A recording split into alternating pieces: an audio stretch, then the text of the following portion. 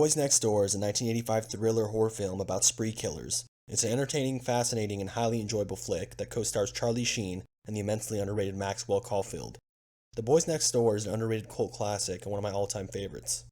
Bo and Roy are two high school outcasts who decide to take a last-minute graduation road trip to LA before starting work at the town factory. But Roy becomes increasingly unhinged and violent on the trip, first beating a man at a gas station and assaulting an old lady before killing a homosexual.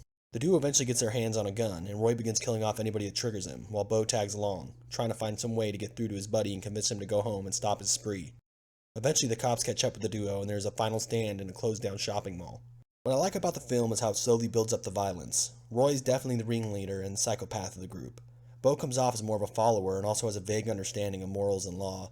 Roy's descent into full-blown spree killer is nicely handled, and it's believably done. That's not to say that we as an audience don't recognize right away that there's something not quite right about Roy.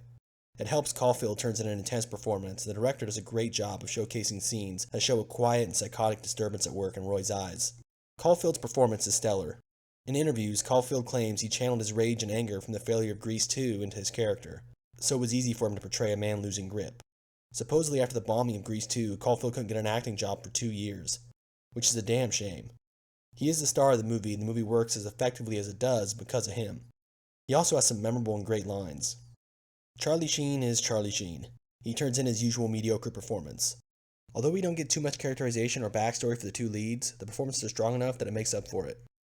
The Boys Next Door does feature some gay themes and homoerotic undertones. Many of the female characters refer to Roy and Bo as queer or fags, which doesn't seem to bother Bo as much as it does Roy. Bo is very much your typical high school male. He has a high school crush, draws nude portraits of his classmates, and gawks at girls on the beach in LA, while Roy shows no real interest in women. Roy also happens to choose a gay bar out of all the bars in LA. Is it a mistake or a subconscious tell?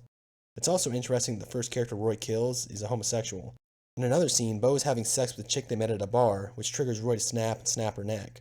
Could this be out of some sort of homoerotic jealousy towards Bo? Even the film's title, which is about how anybody could be a killer, including the boy next door, could also be taken as a homosexual title. Okay, I've been watching way too many of Rob Eggers' analysis videos. As I stated, the homoerotic themes are strictly undertone, and just a few things I've noticed during rewatches. The police procedural aspect of the film, which stars Shooter McGavin as a detective, could have been removed from the film entirely and wouldn't have affected the movie. This aspect of the film plays out like social commentary, with the cops remarking on the use of the 80s, homosexuality, and the current state of crime in LA. It doesn't slow the movie down or take away from it at all, but it just feels a bit heavy-handed and unnecessary. As much as I love a shirtless Maxwell Caulfield, another thing I don't like about the movie is its poster. The film's DVD cover is pretty damn lame and misleading as well. It makes it look like some kind of coming-of-age teen flick. Technically, the film is well made and has good production values. It features solid editing, a cool soundtrack, some nice visuals and camera work, and some impressive stunts.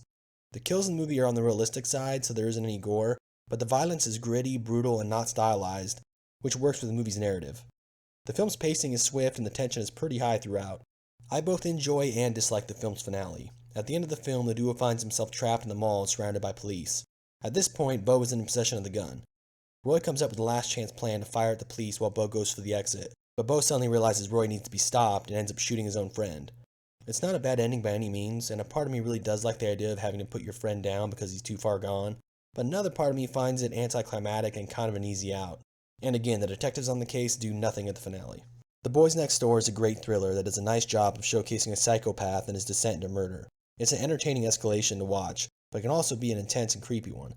Caulfield does a fantastic job in this film, and it's a shame his filmography doesn't feature more performances of this caliber. This movie ranks pretty high on my favorite list, as well as my underrated list. It's a rather uncompromising look at a spree killer. Boy, Jesus! Don't worry, man. We're gone. I don't want to sound like a fag or nothing, but you are my best friend.